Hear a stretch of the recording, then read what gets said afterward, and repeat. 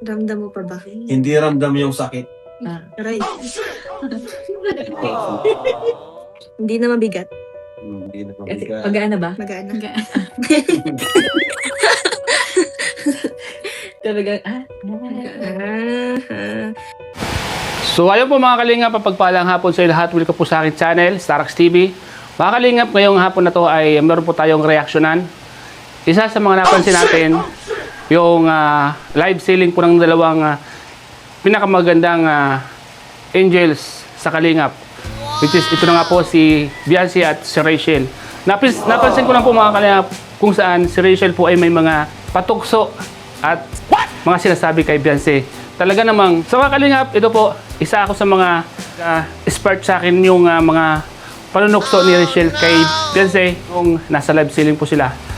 Alam naman natin na pagdating dito, talagang ito yung tinututukan ng lahat.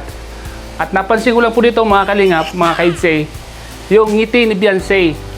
Yung ngiti niya. Kasi alam niyo po mga kalingap, pag ikaw ay may tampo or galit sa isang tao or sa minamahal mo, hindi ganito yung magiging reaction mo.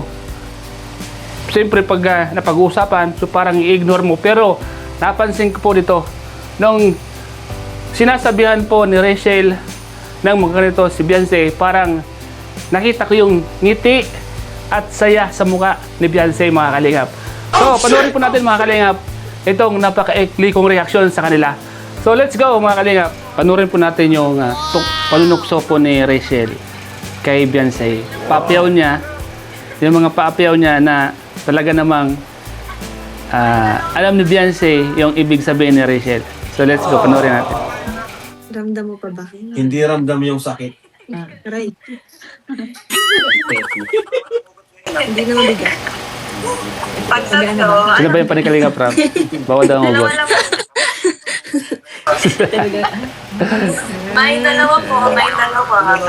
Yan, tuwang-tuwa dito si Biancy. Sa mga nagmamay dyan. Kinikilig siya dito. Sa mga gusto mag-mine, mine na po kayo. Main lang po kayo dyan. May na po tayo, let's go! Ang ganda niyang panoorin. Sa totoo lang. Dalawa, ayan sa ating Facebook page. Sa mga magmamahin na nasa Korea, dadalhin po namin dyan. Sa mukha ni Rachel, parang may gusto siyang Sa Manila, gustong sabihin palagi. May dalawa na po guys. Pinipigil lang niya. si Biancy. Ay, wow. Sa mga nagmamahin taga Manila, di-deliver namin dyan. Tapos si Rian si pa magbibigay po sa inyo.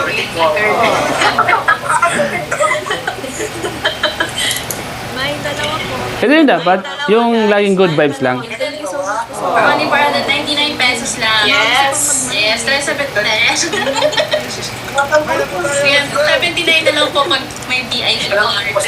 Sikat na birthday May dalawa po, may dalawa. na nagsitinda ng ganyan ang mahal. Mahal. Pero pareho po kami na manufacturer niya. Kaya dito na lang po kayo mag-order guys. Dito 489 lang. Dito sa Tapos dalawa pa? dalawa pa. Hindi isa.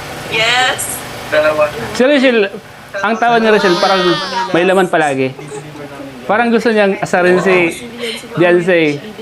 May mga, May dalawa po, may mga ngiti siya na parang may ibig sabihin. Isa lang. Hindi dalawa. May dalawa guys. Pass out. 499 pesos lang. Hindi ka po kasi natatagal. Dapat tig-isa lang sila. Ay, ganun ka na. Pero dahil ano tayo, dalawa yun. Magkamukha sila. Crown.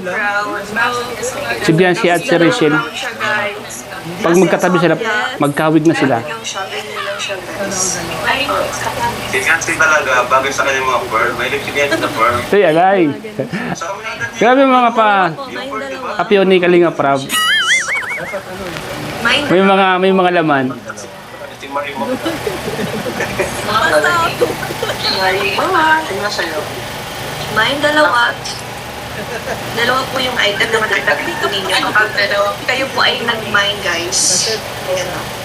Sa Facebook natin, ayan po, nag-mine dalawa na po kayo guys. Yun, ilan na? Pasunod natin, 21 pieces. 26. Alam niyo po, Dami po yan. mga kagwapo, Ano po yun natin?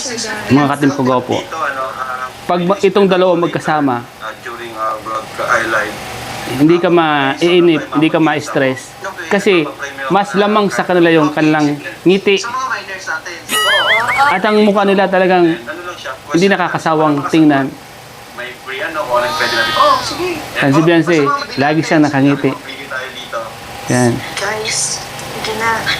Pero Sold out pa na natin. sold out na po itong 26 natin na item. May dalawa. Yan na nyo. May Yun. dalawa po, may dalawa. So ayun po, napanood nyo na po yung isa sa mga pinakaikling reaction natin. Ano po sa palagay nyo? Ano yung pakiramdam nyo noong pinapanood nyo ito? Ano yung isa kaagad sa pumapasok sa isip nyo? Ano kaagad yung magiging reaction nyo? At pumapasok sa isip at puso nyo? Kayo po ba ay may nararamdaman na kakaiba? Sa akin kasi yung nararamdaman ko dito parang malaki ang chance, malaki ang pag-asa dahil kay gwapo at kay gwapa manunumbalik ang sigla. Dito pa lang, isa ito sa mga palatandaan kung bakit nasabi ko ito. Dahil sa mga ngiti ni Beyonce, sa mga ngiti niya, abang tinutok siya ni Rachel, kitang-kita ko sa mga mata niya. Kitang-kita ko sa mga mata niya ang kakaiba. Kasi, iba po kasi, pag ikaw ay may tampo o galit, nararamdaman sa isang tao, hindi ganito yung magiging reaction mo. Ako, pag ako may galit sa isang tao, for example, sa dati ko, ignore ko na yan. Parang malulungkot ako at tatahimik ako. Pero si Beyonce po, siya po ay hindi siya tumahimik bagos siya po ay nakangiti.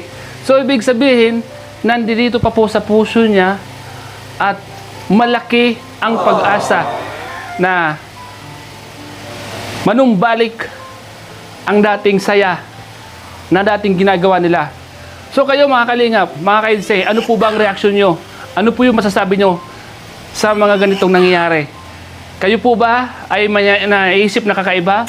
Kayo po ba may nararamdam na kakaiba? So comment down below po para malaman natin yung mga saloobin ninyo. Lalo po yung mga solid na sumusuporta at may pag-asa.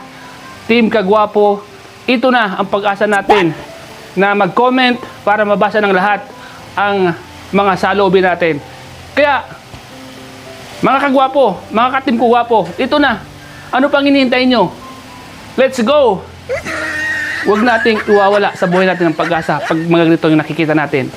Huwag natin ayaang may stress tayo sa mga bagay-bagay na nababasa natin at naririnig natin. Ito yung katotohanan na napapanood natin. Sa reaksyon, ngiti, sa mata, ito na yun pag-asa na sinasabi natin. Kaya, let's go po! Sabay-sabay nating suportahan ang pagpunta nila sa Korea. Mga ka-insight, comment down below kung ano po yung mga naramdaman nyo sa video ito. Thank you and God bless.